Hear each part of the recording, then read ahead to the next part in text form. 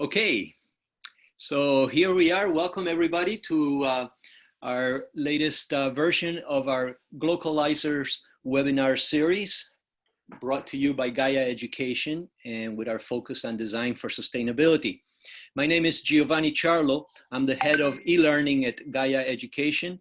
And today I'm very excited to bring you this webinar entitled Creating Shared Prosperity Through Business with our dear friend, Tim Frick. It is, of course, today, this is March 24, 2020. It is a strange time around the world. And I hope that this webinar gives us a little bit of hope for the times ahead, at least when we recover from the current economic downturn, which we are all experiencing everywhere. How do we build a better economic system, something that is more resilient, perhaps, more sustainable, more caring, more responsible all around? Things that we could have been doing all along, but after this webinar, I hope that you get inspired to see the possibilities lying ahead. This Glocalizer webinar is offered by Gaia Education to build capacity in systems thinking and holistic design for sustainability. Tim is also part of the facilitation team for the online, in fact, yesterday, the economic course opened and it will last for 8 weeks. You still have the opportunity to enroll in that course if you wish. Go to our GaiaEducation.org website and you'll find more information there. Some housekeeping tips I want to share with you before we get started. First of all, this webinar is being recorded and it will later be made available on our YouTube channels. It is also being broadcast live on Gaia Education's Facebook pages. So I suspect there is a lot more than the 20 people or so that we have on the call right now.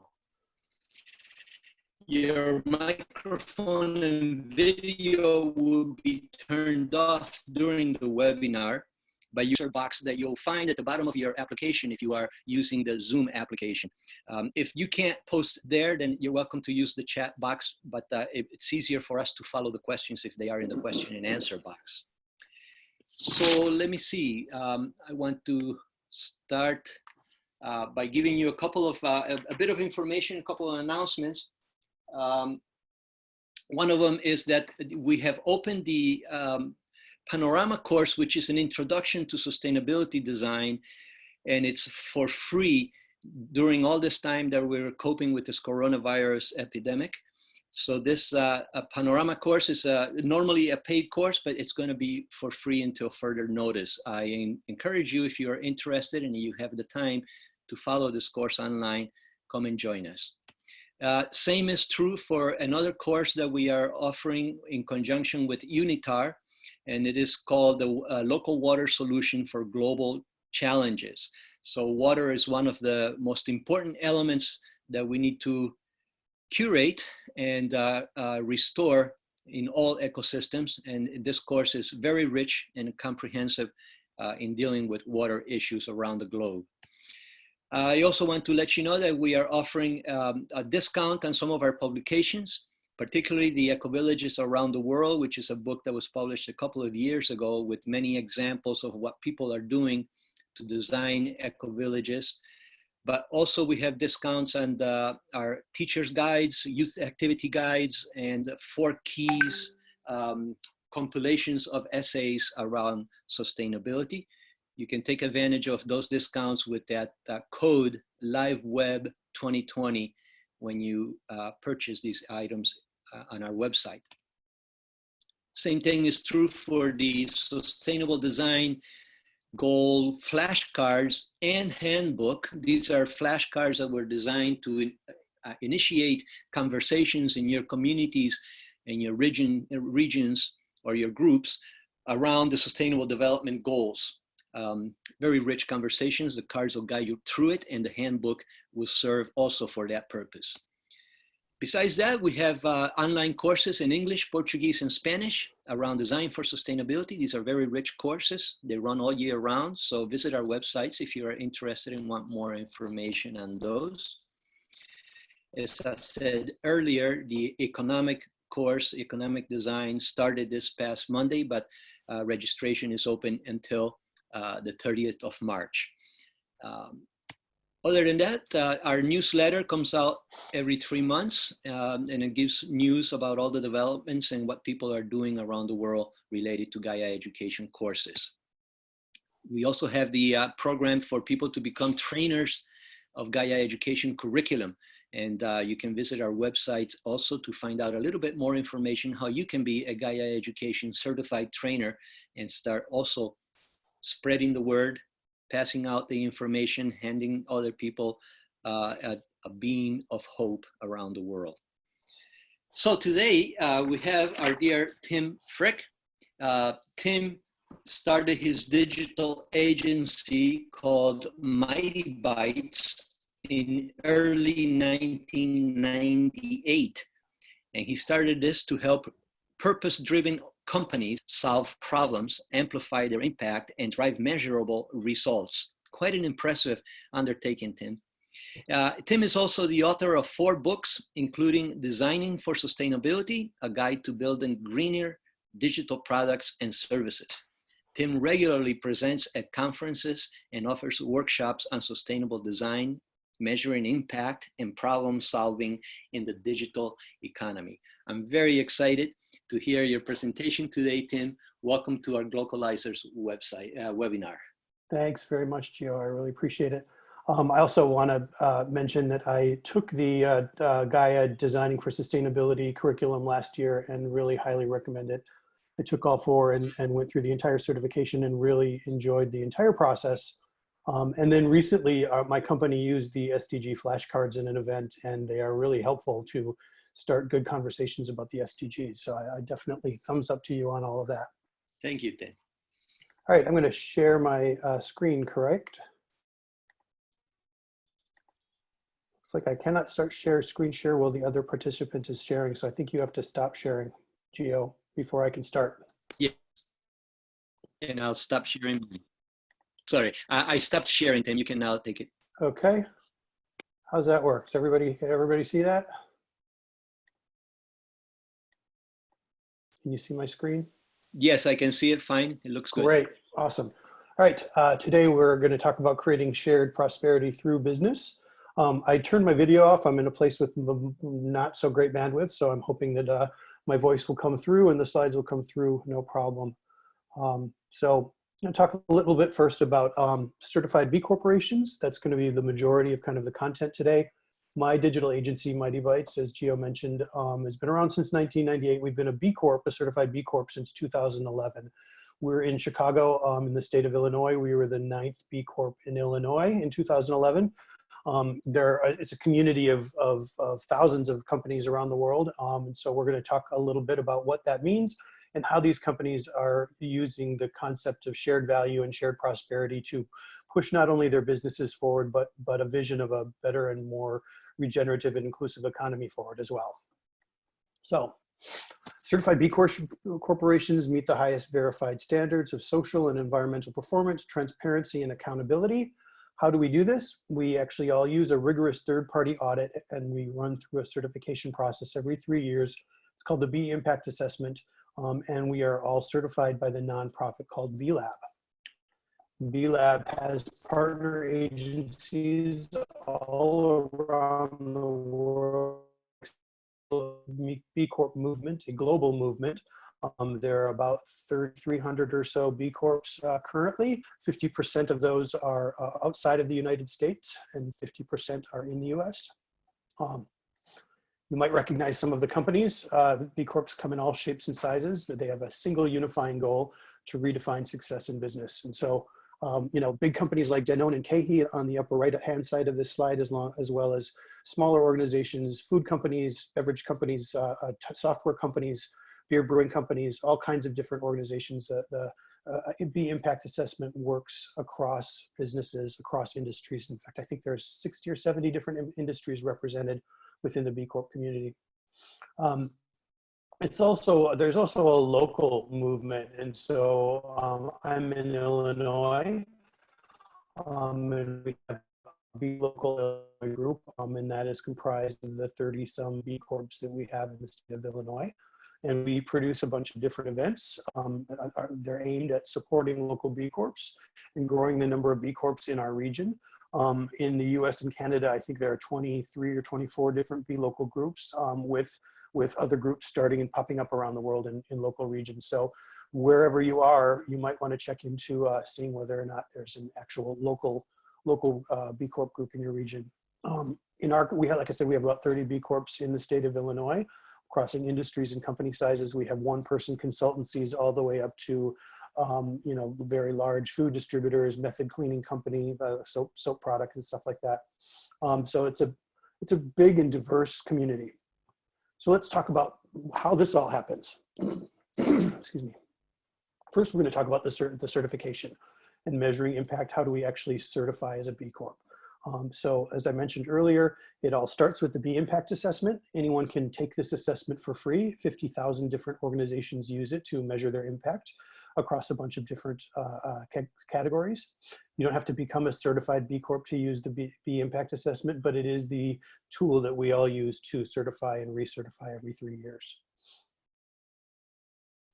The B Impact Assessment is a better business blueprint. It serves as a roadmap for helping us build a better business. And we do that in 5 different categories. There's environment, governance, community, and customers. And I'm going to break down a little bit of each of those sections and kind of talk about how that works in each one. So essentially, when you undertake the B Corp assessment, you're asked dozens of different questions in each of these categories, and they range from how you run your business to what policies you have in place to how you work with customers, how you treat your workers, etc. And so I'm going to talk a little bit about each section. First, the environment section. I'm just going to give one example question and talk about a few others. The first example in the environment category of the B Impact Assessment, one question is, do you offset your use of non-renewable energy in any way? That's for some companies that could be a complicated question. That's not just a matter of answering in a matter of a couple minutes. Other questions in this category are, how do you track electricity use? Do you conduct life cycle assessments on your products and services? Do you encourage suppliers to audit their own impact? A whole bunch of things. And then you get scored once you answer all of the questions within this category. You'll get a score for the category. Next section is workers, which includes employees and contractors of your company.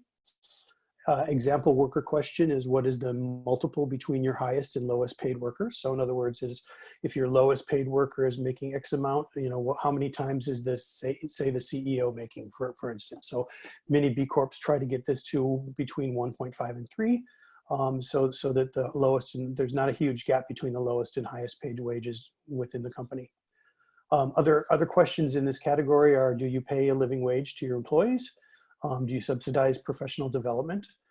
Do you have an employee handbook? I know for our company, we evolved our employee handbook, that the way that we operate as a company was very clear to anybody who had access to that. The next one is governance. And so governance is essentially the policies and practices you use to run and manage your company. An example governance question would be, have you legally institutionalized your mission into the company's corporate structure? So for instance, my company, in addition to being a certified B Corp, is also what they call a public benefit corporation, which means that we have baked the social mission of our company directly into the legal structure. So our pursuit of purpose alongside profit is legally baked into the company's operating agreement, which means that if someone were to come along and buy it, they would buy the company, they would need to respect that as part of the purchase and stuff. Some other questions in governance are, do you share basic financial information with your employees? Do you produce a report detailing your mission-related performance? So as an example, as a benefit corporation, Mightybytes needs to produce a benefit report, similar in the way that many companies produce an annual report, which details financial information. Our benefit report outlines how we perform on the impact that we have on society. So we have claimed a social mission, and we create a report every year on basically how we do that. In the community section, and one example question might be, Do you purchase goods and services from local and minority or women-owned suppliers? So the community section is really how your company reacts as kind of a corporate citizen within your community. At my company, we define community in a bunch of different ways. We are a digital agency, and so we are within the community of web designers and developers. We're also in a neighborhood in Chicago called Ravenswood, and so we talk about our physical proximity to the neighborhood in which we reside. So you can define community in whatever, in the ways that best suit your business, but the biggest thing is that you are, being a good corporate citizen within that community. A couple other questions within that section. Do you create job opportunities for underserved communities? Do you have a formal partnership to support a local charity? And then finally, the final section of the B Impact Assessment is on customers. And so one example customer question might be, does your product or service address a social or economic problem for or through your customers? So in other words, this is where what they call impact business models come into play.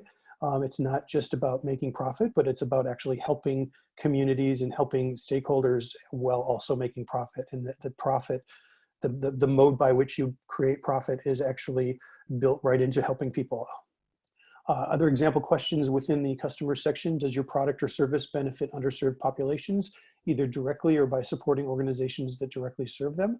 So for instance, my digital agency works with primarily mission-driven organizations, charities, nonprofits, social enterprises, other B Corps and stuff.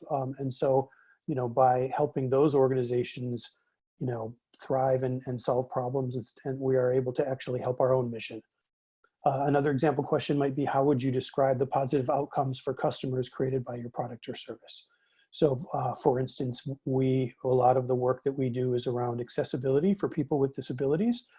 So digital accessibility is a huge issue, especially with COVID-19 now forcing everybody to go online for a lot of learning and a lot of interactions that we typically might do in person. So for us, digital accessibility is a really big thing, and we want to make sure that the stuff that we build as a digital agency supports people with disabilities and supports inclusion in all forms. So that's how we would describe kind of our outcome for customers.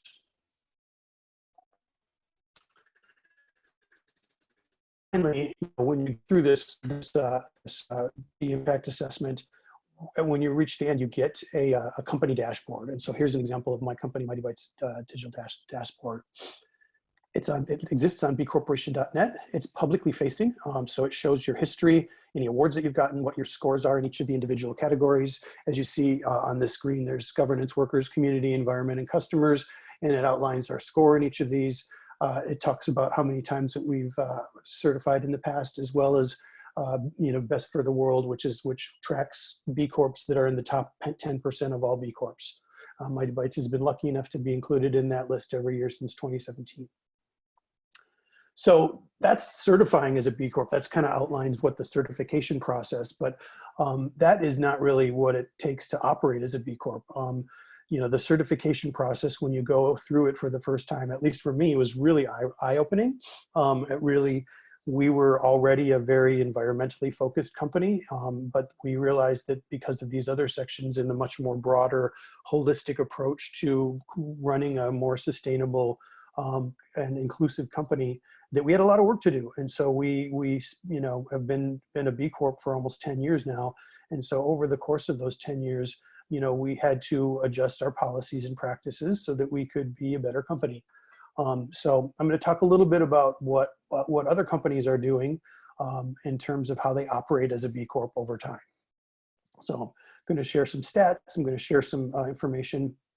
First and foremost, since we are in the middle of on pins and needles stuff, I want to talk a little bit about how some of the B Corps are addressing the COVID-19 pandemic.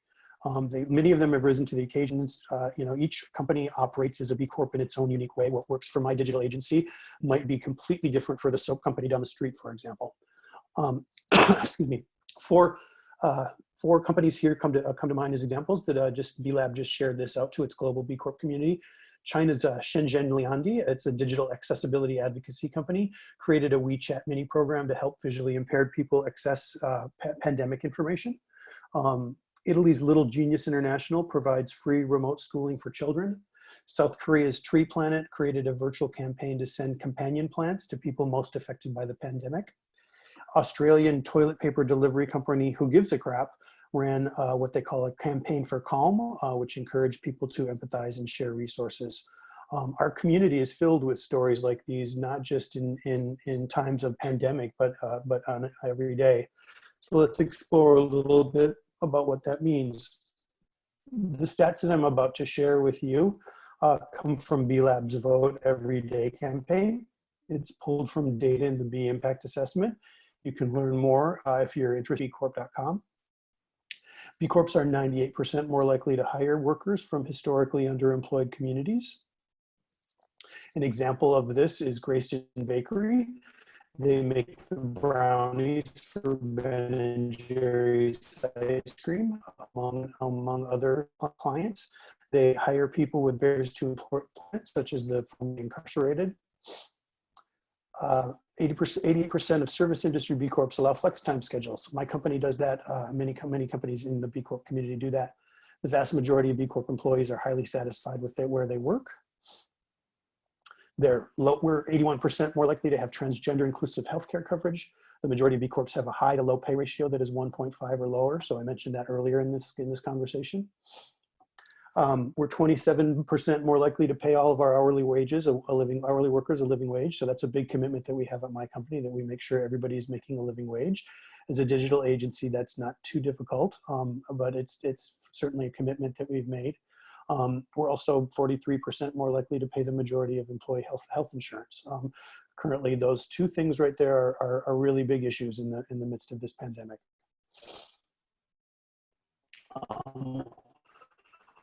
One example that we have here in Chicago is the people in Integrity. They created their Southside Box, which was the industry's first LEED Platinum manufacturing facility on the south side of Chicago. When they decided to take on their manufacturing and take it all in-house, they started searching around the United States for locations that they could have an impact on as a company. And so they chose the Pullman neighborhood on the far south side of Chicago, which is one of the first company towns in the United States. And they made a commitment by entering that community to hire from that community and make a local difference there. So their soapbox is powered by renewable energy. Like I said, it's LEED Platinum. They have beehives. They have all kinds of really great features at the plant. And they specifically, looked at this. I'm sure other business decisions came into play during this process, but one of them, at the top of mind, was really, how do we create impact in a neighborhood or a community that could really use it? And that's, I think, one really great way that B Corps are really, take stakeholders into the decisions that they make. In addition to being certified B Corps, many of them are 100% more likely to donate more than 1% of their revenue to charity. So my company is a 1% for the Planet member, which means we donate 1% of our top line revenue, not our profits, but our actual sales, to environmental charities.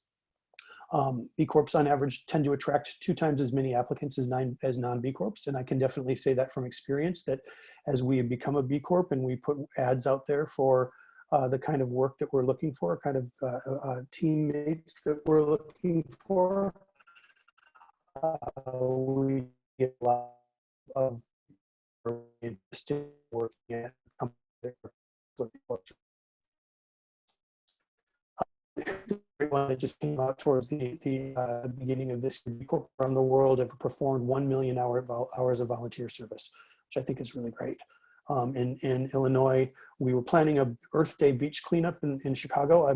That looks like it's been canceled because of the coronavirus, but we are definitely going to be looking for other ways in which we can donate our time to help out people in need. B Corps tend to outperform other businesses by 10% on providing high quality jobs. We outperform other businesses by 60% on addressing climate change. There's a whole climate change collective within the B Corp community. B Corps are 87% more likely to manage greenhouse gas emissions reduction and nearly 3 times as likely to use 100% renewable energy. My company, Mightybytes, we've declared a climate emergency. We've joined the B Corp Climate Collective.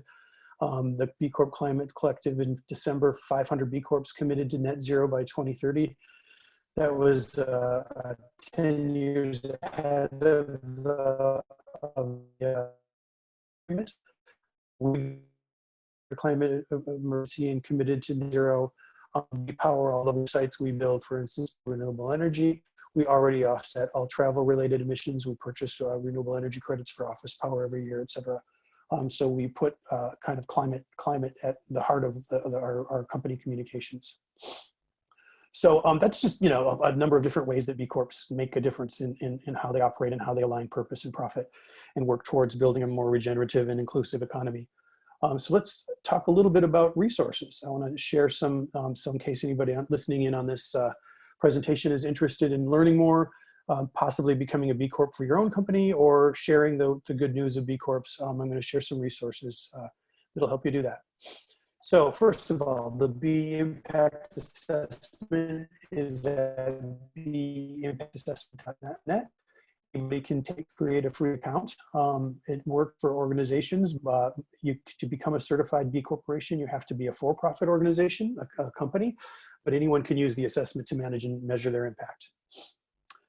There is a B Corp community hiring platform called bwork.com, and this is the hiring platform for the B Corp community. So it's the world's largest impact job site. It's got a number of different sponsors and basically people within the B Corp community post their open positions here. And so something worth checking out if you're looking to work at a B Corp.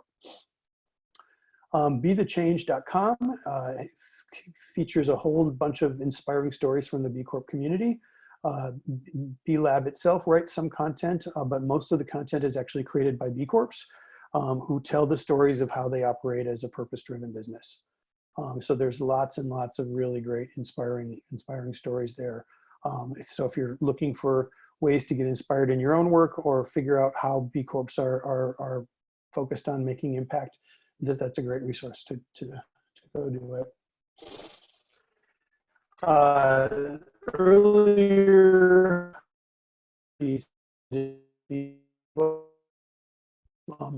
that's by Ryan Honeyman and Tiffany Jenna, and basically breaks down how to use business as a force for good in a step-by-step way. So if you're not ready to dive into the B Impact Assessment, that might be a good read at a time. B Lab also has an Inclusive Economy Challenge toolkit. For 3 years, they did an Inclusive Economy Challenge within the B Corp community. It's just one of many resources from B Lab and the B Corp community on equity, diversity, and inclusion. They also created a Climate Collective toolkit late 2019. And then there's a number of other resources from within the community. The one great thing about the B Corp community is that there are all these affinity groups that come together where B Corps have similar, passions for creating change and similar resources. And so one B Corp might have one resource and another B Corp might have another resource, and they come together and create these strategic partnerships, which is really awesome. And speaking of strategic partnerships, that brings me to my next resource. Earlier this year in January, B Lab with the UN Global Compact put out the Stg Action Manager. It's at stgactionmanager.com. SDG 17 is on creating creative and strategic partnerships. The SDG Action Manager is a great way for companies who may not be able to go through B Corp certification, can align the work that they're doing with the UN Sustainable Development Goals. It's free to use and anybody can use it. It's a really great benchmarking tool, and you can align your work with the SDGs as well as with the specific targets underneath each of those SDGs. And it's a great way to set goals and then track and measure progress over time on those goals. It's got a lot of really good alert systems and that kind of stuff. And then, this is IllinoisBcorps.org. If you happen to know anybody in the Midwest of the United States, we have our own group as well. And there's a place on bcorporation.net where if you search on B Local, the letter B Local, you can find B Corp, regional B Corp groups. And that is the majority of my presentation here. I'd love to stop and at this point take some questions if we can. Well, thank you so much, Tim, for this really, what a rich presentation and what a great inspiration for how businesses can take us forward in uncertain times, which is not necessarily right now. Uncertain times have been with us for quite a while and they are bound to continue. So better to present, to prepare, especially with businesses, which is such a big part of our society, our economy, our everyday life, as we are seeing right now during this crisis with coronavirus. It's pretty devastating to consider that everything shuts down around us. Yeah, no, that's absolutely true. And I have to say, I've been incredibly inspired by how the B Corp community has kind of risen to the occasion. I mean, I shared 4, small examples within my presentation, but in general, B Lab, the nonprofit that certifies all of us B Corps, made a commitment to spend the next 6 weeks doing nothing but supporting the B Corp community and making sure that they're creating connections between B Corps so that B Corps can help each other out and that they can help the communities in which they reside. So it's been really inspiring for me to see how our community has really stepped up and said, we're not going to let this get the best of us and we're going to help each other thrive. Yeah, right. This is time to come together and support each other. Really, I'm impressed also by the show of kindness that people have demonstrated everywhere. So I think we're at a crucial time in history. I would like to invite to the webinar to post some questions, if you like, from what you heard Tim present about B corporations and maybe about anything else that has to do with economy. As I said earlier, Tim is one of the facilitators in economic design courses, and he will be a great resource for those of you who are interested in furthering that. There is one question already posted here in the question and answers. Peter Gringiger, who is also one of our collaborators and also someone who went through our online training. And Peter says, how does a B corporation include supply chains into the assessment where for many companies a lot of impact occurs? Good question, Peter. Yeah, absolutely. And it's definitely, well, the majority of those questions in the B impact assessment, the supply chain related questions fall into the environment category. There are questions throughout all 5 of the categories that I walked you through that specifically relate to supply chain, and not only, the vendors that you deal with, but like, in their impact. Like, how do you make sure that you're vetting the vendors and the suppliers that you use to make sure that their impact is aligned with what your B Corp values are. There's a really big push within the B Corp community to work with and support other B Corps, as you probably have heard from in my presentation, and supply chain is a big way that we do that. Where we say, okay, we're going to address my supply chain and figure out what it is, and I do an analysis of it, and then figure out where can I make the improvements, what organizations can I work with to, get us to net zero, or to make sure that we have, all of our human rights issues taken care of and stuff.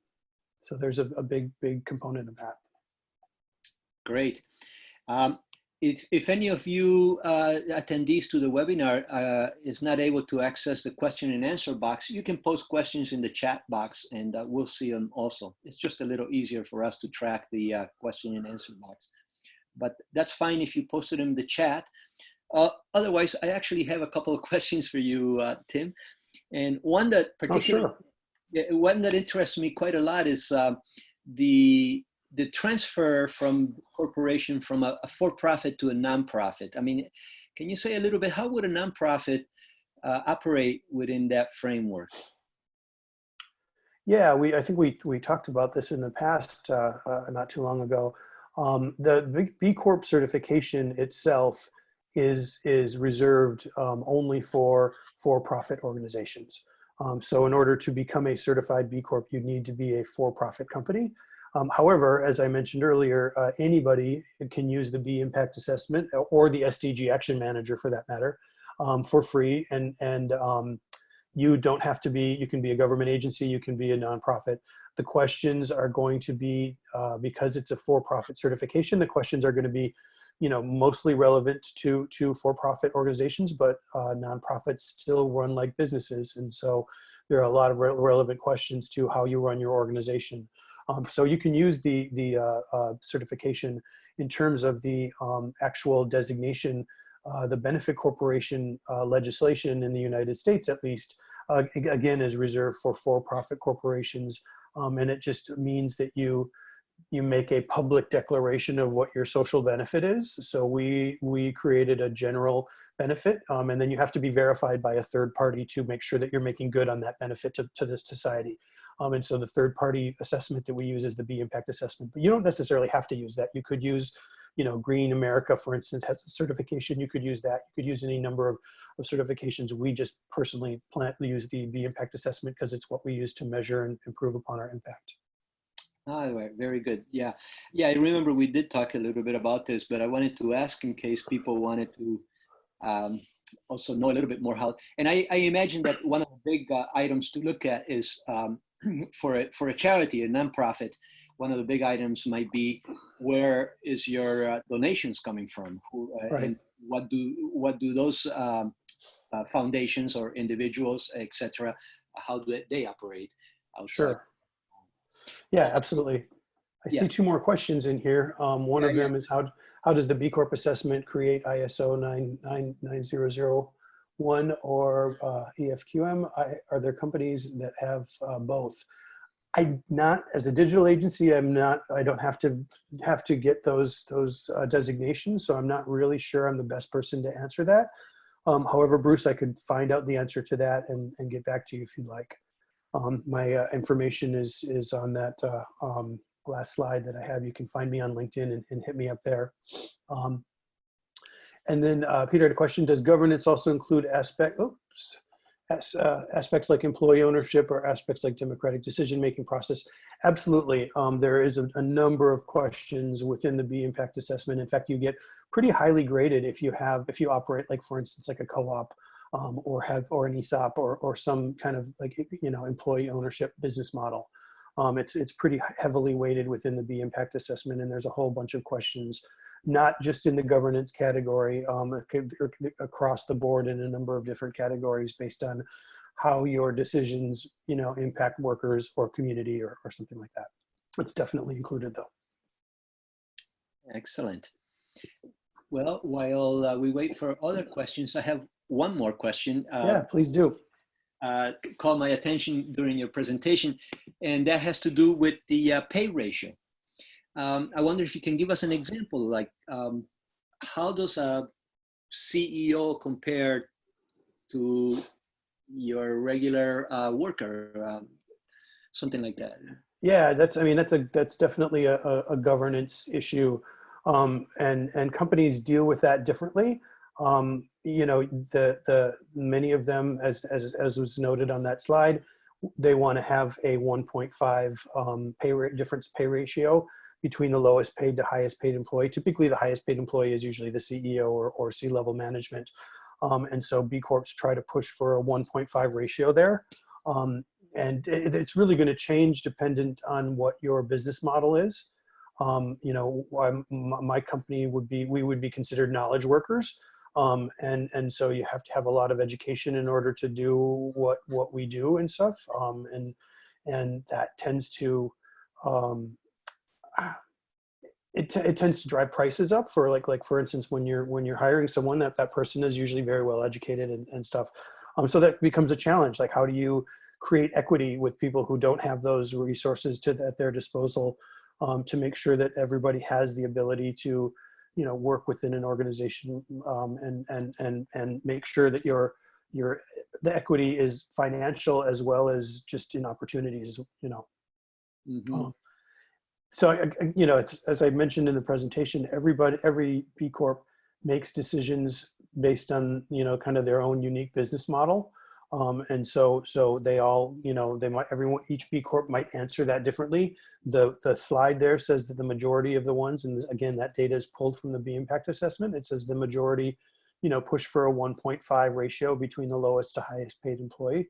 You know, but that's for us. We have that in our employee manual and such. Uh-huh. And you mentioned the ratio, so it can be 1.5 to 3. Right. But I imagine also that's a voluntary thing for a B corporation. There is no Yep. mandate to be. Yeah, there's nothing mandatory about that.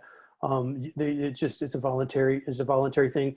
You know, the way the B impact assessment works is you get points if you've made that claim and made that decision, you know, and voluntarily made that kind of goal, set that goal. And what about benefits? Is that the same? Do they play into the compensation? Yeah, absolutely. I mean, there's definitely a whole bunch of questions on the kinds of benefits you offer, and you know how much you pay of those benefits as an employer, and just a whole bunch of questions within that category. Okay. Okay. Peter has another question, I see. The question is, would worker co-ops be able to become B Corps? That's absolutely true. There are a number of co-ops in the United States. New Belgium Brewing is one of them. It's a large company that operates like a co-op. I believe, I'm pretty sure they're a co-op. But yeah, there's absolutely provisions within the B Impact Assessment for cooperatives to become B Corps. Great. Let's see. Now, I don't see any other questions at the moment. Does a company assign somebody to manage the B corporation side of things, or is that something that falls with general management? How do they handle that? If you're smart, you would. I think that it's a lot. I mean, you know, the B Impact Assessment is really intense. You know, my company is only 8 people. We're a purposefully small, intentionally agile, nimble company. We want to be small. We don't want to be this big, huge conglomerate. And that means that we don't have a ton of resources, you know, to put towards this kind of stuff. And so, and it takes a lot of time and effort. The last time we certified, I think we went back and forth with B Lab about a bunch of different things, and we made some changes internally to our own practices. And I think it took us 3 to 4 months to go through that. You know, that wasn't me doing it full time for 3 to 4 months, but it was, you know, it was a lot of back and forth and stuff. And if you do that every 3 years, and if you're actually really truly being true to kind of what the vision is, you're not only just doing it every 3 years, but you're doing it in between as well. You're going back and revisiting the areas where you could improve. You know, our goal is always, whenever we recertify, to add more points to our assessment score and become a better company. And so, you know, that doesn't happen, you know, by accident. You have to actually put resources and be intentional about it. And so I think, you know, companies that do that are going to have more success. Plus, it's, you know, many companies right now are thinking about sustainability as kind of over here in a little bubble and not necessarily, you know, baked right into the DNA of the company. And B Corps are really about baking those principles into the DNA. And so in order to do that, you have to have, you know, clarity around finances and operations and HR and marketing, and all of that kind of stuff has to work together, and it has to work holistically. Because if your marketing department is just talking about some cause campaign, but the rest of your company is doing a bunch of shady stuff, you know, you're going to get called out immediately on that kind of stuff. So you want to make sure that you're operating holistically as a you know, good citizen, good corporate citizen, and across all of the departments within your company. So obviously the company has to dedicate resources to being a B corporation. Besides registering as one, they also have to manage the whole process and keep. So there are some resources. And I have a question about the profit component for a company. How do you see that affected by becoming a B corporation? Does a company have to commit to less profit, or what? I mean, I imagine these are some misleading ideas, but can you address that a little? Yeah, sure. I think when the benefit corporation legislation, at least in Illinois, we went down and there was a number of us B Corps in Illinois went and lobbied for the legislation to pass in the state of Illinois. And a lot of the pushback on that was that companies would be forced to make less profit. And the reality is, you know, we are for-profit companies. We are driven to pursue profit like any other company. It's just what we do with that profit. It's different. You know, we reappropriate that profit to create impact within our organizations and within our kind of stakeholder, you know, group. And so, you know, that really is, there is no law that says you need to make less profit. But one of the reasons I say, you know, every company becomes a B Corp and operates as a B Corp in their own unique way. You know, for us, environmental sustainability is really important to us as a company, you know, but that might, you know, human rights might be completely important to another company, and that might be their key focus issue, and they want to put all of their resources, their impact resources on that. You know, the companies with more resources have the ability to, you know, kind of work across the spectrum. And that's why a lot of the B Corps are adopting the SDGs, because it includes poverty and human rights and you know, across the board, like the idea of broader sustainable development. But, you know, when it really comes down to it, it's up to the company to make the decision on you know, how they reappropriate their profit. I see a question from Peter here on how big are the largest B Corps. I believe Danone North America is currently the largest B Corp in the world. I'm not sure exactly about that. We have in Illinois, we have KeHE, which is a food distributor company. They're $5 billion a year company, I believe. They are, I think, the second largest B Corp in North America.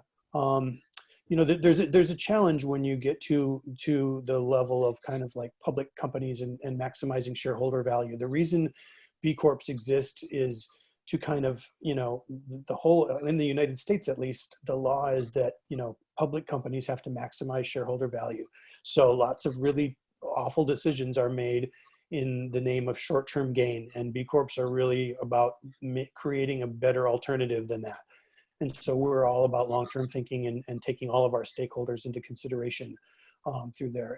But when you know, become a large public company, because that's the way the law is, that can be a challenge for those companies to maintain their B Corp status as they get there, because shareholders come in and they want to maximize the profit for this quarter.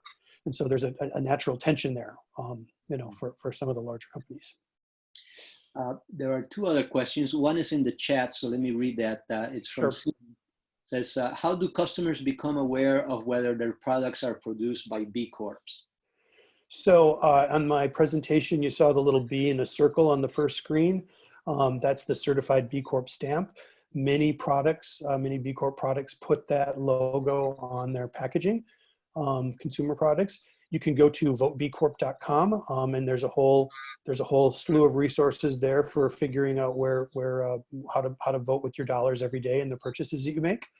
bcorporation.net has a directory of all B Corps. So if there's a specific you know, service that you're looking for, or a specific kind of product that you're looking for, you can go there and search on bcorporation.net to see if there's a B Corp that makes that, you know, or offers that service.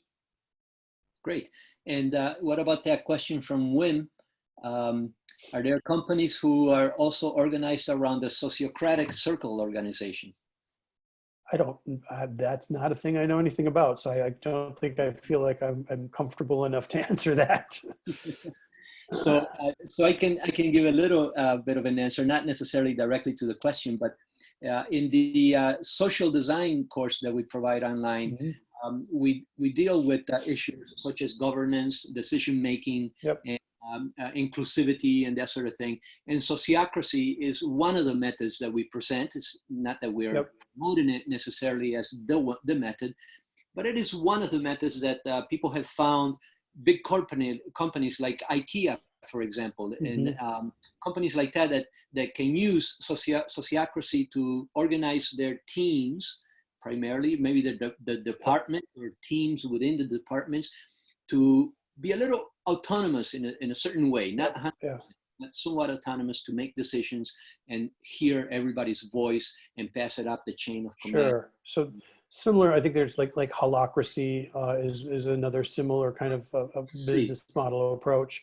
There's been a lot of B Corps a few years ago when Frederick Laloux's Reinventing Organizations book came out.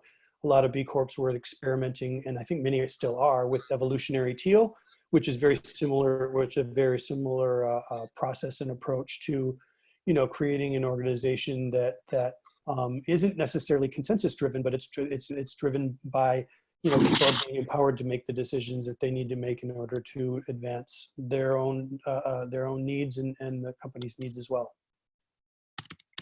Exactly. Yeah, I was familiar with this. Once you said sociocracy, I was familiar with what you meant. I wasn't familiar with the sociotic circle organization itself. Great. Let me see. I was going to see if I can find a link to that book, Reinventing Organizations. Well, I think people can probably use it to find it. It's reinventingorganizations.com, actually. I think that's yeah. Okay. It's a great book. It's a really, I read it and was really fascinated by it. It was really good. Yeah, I'm going to put it in the chat so people have the organizations. And I think, given to tie this back to your curriculum and stuff, there are a growing number of business designers around the world who are really interested in focusing on how do you design a business to work for everyone. And obviously for me, I think the B Corp model is a really great way to do that. There are certainly other models out there as well. But many of the practices outlined in all four of the dimensions of your curriculum are really applicable to how you run an organization and how you run a business. So I found in all four of them, in the social worldview, economic, and environmental, I found so many things that were applicable to how I could run my business and how I could potentially help other clients run their business as well. Great. Thank you for that, Tim. Absolutely. Our courses are about sustainability. So we have to understand that sustainability is not just business. It's not the economy. It's also how we treat each other, how we manage our relationships, how we include and how diverse our organizations are, but also how we treat the environment and how we can restore ecosystems so that, there's much more resources available. They're not being depleted. They're not being used as something that is there to be taken. And there is a fourth component, which is our worldview, how we relate to the world, the question about what are we here for? What did we come to this planet to do? Right. It's an interesting question, and it's something that we explore in the worldview component of the online courses. Well, Tim, I want to thank you for this really enlightening and very exciting presentation. I hope everybody found it useful. I think so. I certainly did, and I think these are the times to be thinking about these things. Obviously, couldn't agree more. The economy is a little bit taking a big hit at the moment, but also to remember that a lot of the things that go on in the economy are not necessarily the best, and it's not always social justice based. It's not always environmental justice based. And soon, and I hope it's not more than a couple of more months, we'll be coming back. The economy obviously will rebuild. Many of the businesses that have gone out of business will try to reincorporate. And I hope that this gives a little guidance to those that want to do the right thing and continue working for sustainability. So thank you very much. You too. Yep, thanks very much. And really appreciate it. Continue to see you in the online economics course. Absolutely. I just want to remind people that Gaia Education provides this path to become a certified trainer. It's not very difficult. There are a few steps to take and a bit of study to do, but it'd be wonderful to have more people certified trainers around the world that can spread the word about sustainability and sustainable design on all aspects of society. And the economic courses I mentioned a couple of times, you still have a chance to register if you like throughout this week. The course started this week, but there is time to catch up if you do so this week. Please come to our website and find out more there.